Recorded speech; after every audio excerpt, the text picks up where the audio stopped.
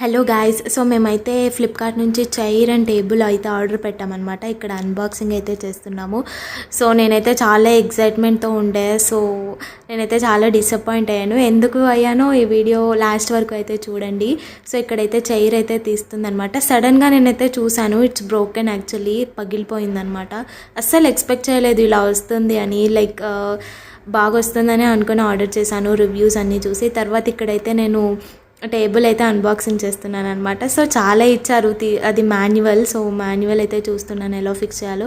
తర్వాత అన్నీ ఓపెన్ చేసి చూస్తున్నాను అనమాట. అన్ని పీసెస్ వచ్చాయి. నాకైతే అర్థమే అవ్వలేదు ఎలా ఫిక్స్ చేయాలి కరెక్ట్గా అని. సో మాన్యువల్ చూసాక కూడా నాకు అంత యావరేజ్గానే అర్థమైంది. సో అన్నీ తీసేసి తర్వాత చూసి తర్వాత చాలా ఉన్నాయి బ్రోకెన్ పీసెస్ అక్కడ. సో తర్వాత అవన్నీ ఫిక్స్ చేయాలన్నమాట. ప్రజెంట్ అయితే మా ఇల్లు అయితే ఇలా ఉందన్నమాట. ఐ లిటరలీ ఫెల్ట్ లైక్ అంతా ఇవే ఉన్నాయి. Thank you.